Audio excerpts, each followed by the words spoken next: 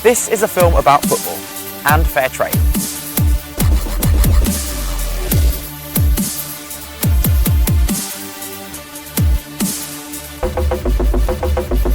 Most of us know a fair amount about football. It's the beautiful game. Give anyone, anywhere, any age of football, and they'll start kicking it around. If we're not playing it, we're watching it. And a lot of us know a bit about fair trade. Many people who produce the things we enjoy and rely upon don't get paid fairly for their work. That means they could struggle to feed their families, send children to school, and pay for medicines. Fair trade means that the farmers and workers living in developing countries who grow our food and the cotton in our clothes get a better deal. You might have seen the fair trade mark when you're out shopping. There are over 4,500 products that carry the fair trade mark. This means a better deal for the people who grow our tea, coffee, bananas, sugar, cocoa, footballs. But you can't grow a football, so what do footballs have to do with fair trade? And firstly, how do you even make a football? To find out, we're going to Sialkot, a city in the province of Punjab in Pakistan. There are over 180 million people living in Pakistan, and over 20% are living on less than $1.25 a day. 40 million footballs are made in the factories of Sialkot each year. This rises to 60 million every 4 years, when it's a World Cup year. Footballs made in these factories are shipped all over the world. Here, the workers are preparing the sheets of polyurethane to be cut into pieces to make the ball. A machine is used to cut the pieces so they are all the exact size. A football is made up of 20 hexagons and 12 pentagons. The pieces are screen printed individually. Traditionally, footballs were always stitched by hand. Nowadays, many are machine stitched to save time. Some are thermally bonded, so don't use stitches at all, but use a type of glue heated up. Most top quality footballs are still sewn by hand. This is Tanvay. He's a hand stitcher at Ali Trading. Tanvay stitches footballs by hand. I play football. I like football a lot. My younger brother also likes football. I like the Brazilian team. Hand stitching is skilled work. An average stitcher can sew up to 5 footballs a day. Footballs are stitched inside out so that the stitches are on the inside. This is when the bladder is put into the ball. The air valve is added and the last stitch is made. This is not the end of the journey though. The footballs are then cleaned and checked to make sure they're in top condition. They go through lots of testing to check they're the right size, weight and bounce. Then they're deflated, put into plastic bags and packed into boxes. These boxes are loaded into lorries to be shipped. Around 40,000 people in Sialkot work in the industry. That's almost a quarter of the population.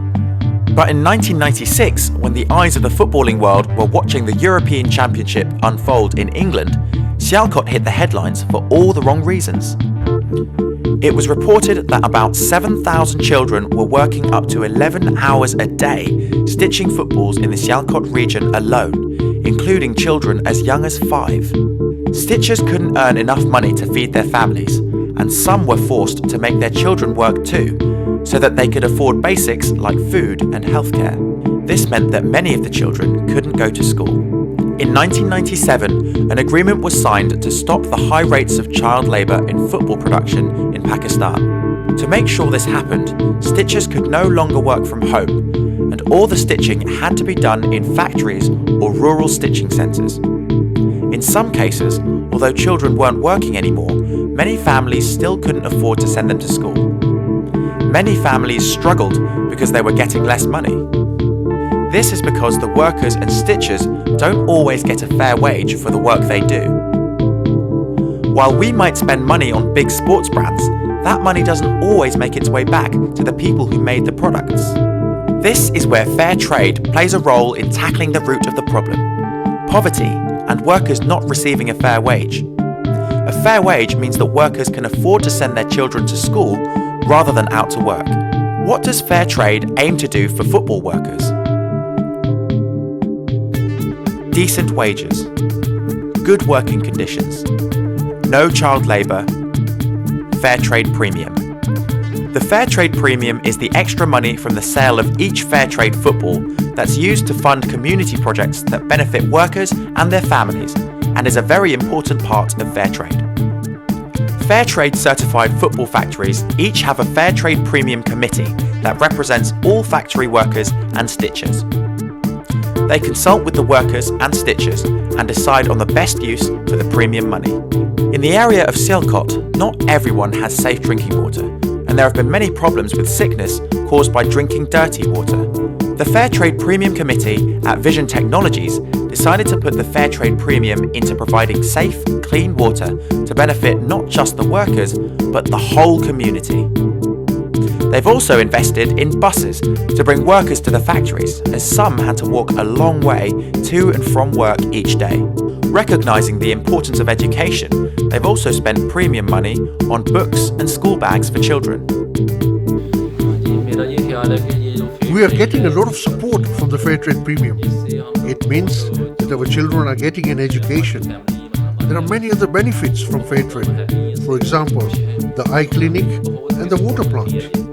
I'm most happy about the education of our children because of Fair Trade. It is very helpful. We are very happy with Fair Trade. Liakat's 3 children, Hadia, Amina and Abu, are all in school.